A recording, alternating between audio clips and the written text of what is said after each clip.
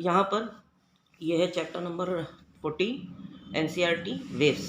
ठीक, अब सबसे पहले जैसे हमने यहाँ पर बताया है कि पीरियोडिक मोशन, और पीरियोडिक मोशन क्या होता है। तो एक्चुअली क्या होता है, जो पेंडुलम होता है जब अपनी मीन पोजीशन के दोनों तरफ मूवमेंट करता है, तो अगर हम उस मोशन को टू एंड फ्रो मोशन कह लें लेकिन उसमें टाइम कंसीडर ना करें, ठीक, तो फिर हम लोग उसको कहते हैं कि पीरियोडिक है। तो इसमें टाइम कंसीडर ना करें ये ऐसा माना जाता है। लेकिन जैसे कि अभी छोटी क्लास में ये पढ़ाया जाता है कि एक होता है ऑसिलेटरी मोशन, एक होता है vibratory motion, periodic motion, harmonic motion, इन सब में ज़रा ज़रा सा डिफरेंस है। तो पहला तो ये होता है कि जैसे जो ऑसिलेटरी मोशन होता है और हार्मोनिक मोशन होता है वो दोनों एक ही तरीके हैं, इनमें टाइम में ही ध्यान देना। इनमें जब पेंडुलम घूमता है तो एक्सट्रीम से मीन और मीन से एक्सट्रीम के बीच में आने में उसको कितना टाइम लग रहा है उस टाइम से मतलब नहीं है। लेकिन जब पीरियोडिक की बात करेंगे तो पीरियोडिक मोशन में टाइम से लेना देना होता है। तो इसमें क्या है कि a motion repeat itself after a regular interval of time. एक रेगुलर इंटरवल ऑफ टाइम के बाद अगर कोई भी ऑब्जेक्ट अपने मोशन को बार बार रिपीट करता है तो उसको हम लोग पीरियोडिक मोशन कहते हैं। यानी to and fro motion of a body about its mean position with a fixed interval of time. Main चीज़ ये है फिक्स्ड इंटरवल ऑफ टाइम। जैसे एग्जांपल में अगर हम आ जाएं तो motion of moon around the sun लगभग 27.3 डेज लगते हैं। Period of revolution of Mercury लगभग 87.97 डेज लगते हैं। Motion of hands of a clock is periodic. ये सारे पीरियोडिक मोशन के एग्जांपल हैं। अब आ जाइए ऑसिलेटरी मोशन में। ऑसिलेटरी मोशन में क्या होता है, ऑसिलेटरी मोशन में एक बात ये याद रखनी है कि when a body represent to and fro motion about its mean position, यानी कि जब भी कोई बॉडी अपनी मीन पोजीशन के दोनों तरफ जाता है एक्सट्रीम पोजीशन तक, बट टाइम को ध्यान में ना दिया जाए, कितना टाइम लग रहा है इससे कोई मतलब नहीं है, तो ऐसे मोशन को हम लोग ऑसिलेटरी मोशन, वाइब्रेटरी मोशन या फिर हार्मोनिक मोशन कहते हैं। ठीक है, और चूंकि ये सिंपल पेंडुलम से हो जाएगा तो इसके लिए लगा दिया जाता है सिंपल हार्मोनिक मोशन। ठीक है, motion of A piston of an automobile. Automobile मतलब जो इंजन होते हैं गाड़ियों के, उनका जो पिस्टन होता है वो मोशन जो करता है वो एक रेगुलर इंटरवल ऑफ टाइम के through to and fro motion करेगा। Vibration of string of the guitar, guitar की जो स्ट्रिंग होती है वो भी अप एंड डाउन मोशन करती है, अपनी मेन पोजीशन के दोनों तरफ मोशन करती है, तो उसको हम लोग वाइब्रेटरी कहते हैं। Oscillation of A mass suspended from A spring, यानी किसी स्प्रिंग से अगर हम लोग वर्टिकल स्प्रिंग ले लें और उस वर्टिकल स्प्रिंग से एक ऑब्जेक्ट बांध दें तो वो ऑब्जेक्ट अपनी मेन पोजीशन के ऊपर नीचे मूवमेंट करेगा, उसको हम लोग कहते हैं कि वो ऑसिलेटरी मोशन है। अब बात ये आ रही है कि every oscillatory motion is necessarily periodic. जितने भी ऑसिलेटरी मोशन होते हैं वो सब पीरियोडिक होते हैं, लेकिन हर पीरियोडिक मोशन ऑसिलेटरी नहीं होता है, क्योंकि पीरियोडिक मोशन टाइम से मतलब रखता है, ऑसिलेटरी टाइम से मतलब नहीं रखता है। ठीक, ये था पॉइंट नंबर 2। आगे देखिए पॉइंट नंबर 3। पॉइंट नंबर 3 में अब आपको यहाँ पे पढ़ना है कि सिंपल हार्मोनिक मोशन या एसएचएम क्या होता है। तो when a body shows to and fro motion about a mean position, ठीक, under the action of restoring force, ये एक खास बात है, under the action of restoring force, यानी अगर कोई भी पेंडुलम है तो वो पेंडुलम अपनी मीन पोजीशन से जब एक्सट्रीम पोजीशन पर जाएगा तो एक्सट्रीम से मीन पर लाने के लिए ये फोर्स काम करता है, रीस्टोरिंग फोर्स। रीस्टोरिंग फोर्स ही एक एक्सेलरेशन डेवलप होता है जिसको हम लोग कहते हैं रीस्टोरिंग एक्सेलरेशन, उसका सिंबल होता है अल्फा। ठीक है, then this is called the SHM. इसको हम लोग सिंपल हार्मोनिक मोशन के नाम से जानते हैं। यानी सिंपल हार्मोनिक मोशन में रीस्टोरिंग फोर्स का होना बहुत ज़रूरी है। रीस्टोरिंग फोर्स जो होता है वो डायरेक्टली प्रोपोर्शनल है displacement from the mean to the extreme position. Mean से एक्सट्रीम पोजीशन तक कोई भी ऑब्जेक्ट जाएगा तो उसके बीच में डिस्प्लेसमेंट होता है। बॉडी डिस्प्लेस हुई है तो उसका जो डिस्प्लेसमेंट हुआ वो रीस्टोरिंग फोर्स के डायरेक्टली प्रोपोर्शनल होता है, यानी F प्रोपोर्शनल X। यहाँ पर हम लोग माइनस के एक्स लगा देंगे तो माइनस ये इंडिकेट करता है कि ये रीस्टोरिंग है, लेकिन हम लोग जानते हैं कि F is equal to M A भी होता है, इसलिए ये एम ए और माइनस का के एक्स एक दूसरे के इक्वेट कर देते हैं। अब आप यहाँ पर ए की वैल्यू निकालिए तो m को नीचे भेज दीजिए, यहाँ पर आ गया a is equal to minus K upon M dot X. अब ये ध्यान देना यहाँ पे माइनस का के अपॉन एक्स पूरा कांस्टेंट है, जिसकी वजह से x a के डायरेक्टली प्रोपोर्शनल हो गया। a यहाँ पर रीस्टोरिंग एक्सेलरेशन है। ठीक है, अच्छा, इसके एग्जाम्पल बहुत आसान है, वाइब्रेशन ऑफ ट्यूनिंग फॉर्क, ठीक है, या फिर oscillation of a body loaded spring. किसी भी ऑब्जेक्ट को अगर हम स्प्रिंग से लगा दें, लटका दें, तो उसमें ऑसिलेशन होना, ये सब सिंपल हार्मोनिक मोशन के एग्जाम्पल हैं।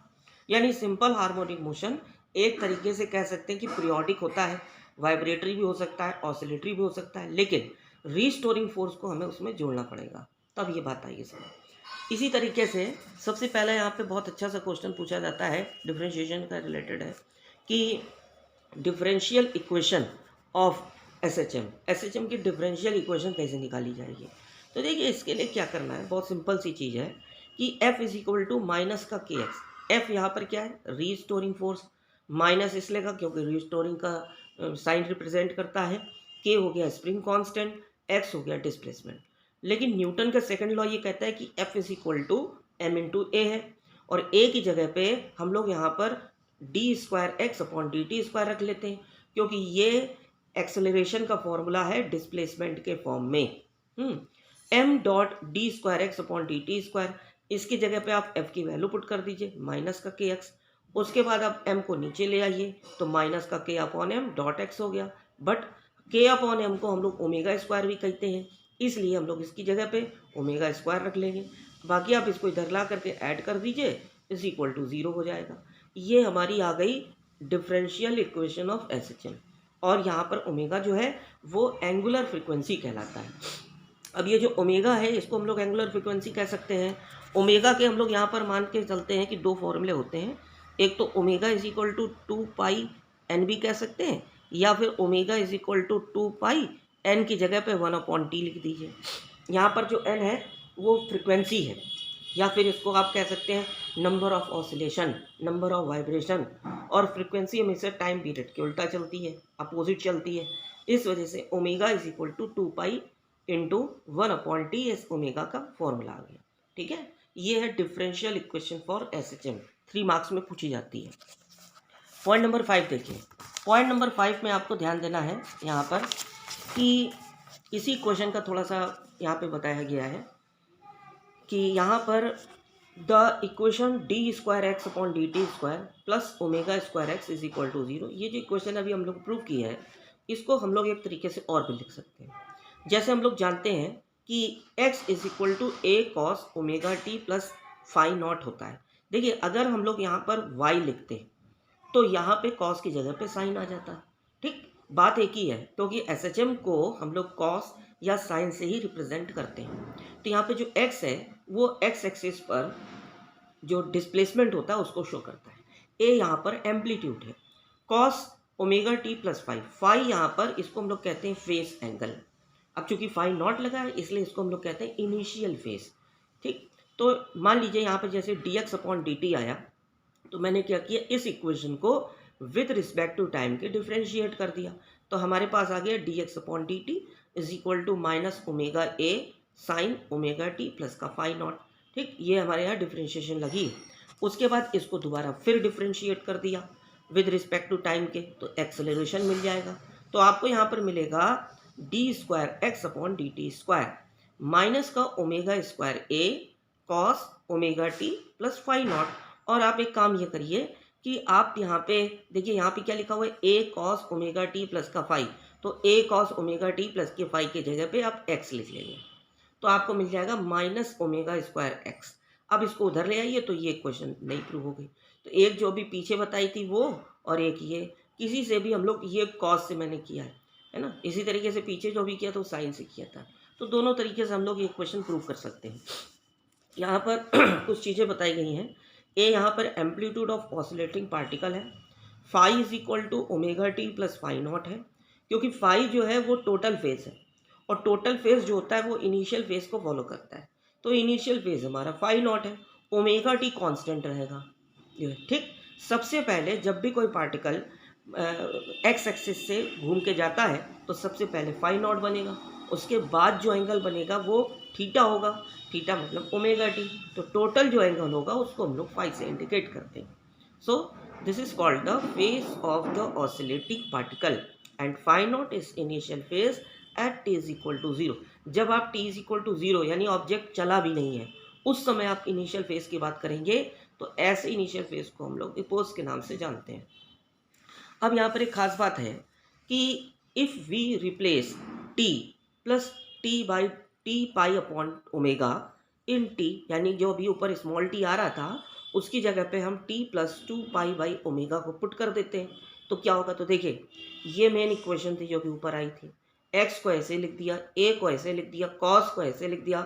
अब यहाँ पर हम लोग क्या करेंगे कि इस t की जगह पे आपको t plus 2 pi upon omega ऐसे रखना है, इस ओमेगा को ऐसे रख दीजिए, फाई नॉट को ऐसे रख दीजिए, फिर इस ओमेगा का इन दोनों में मल्टीप्लाई कर दीजिए। तो यहाँ पर मिलेगा x is equal to A cos t omega plus 2 pi upon omega cancel होगा और ये बन जाएगा जा करके फाई नॉट। अब यहाँ पे ए कॉस को ऐसे लिख दीजिए, ये देखिए ये 180 लिखा है यहाँ पे, 180 प्लस का फाई नॉट यानी 180 प्लस थीटा।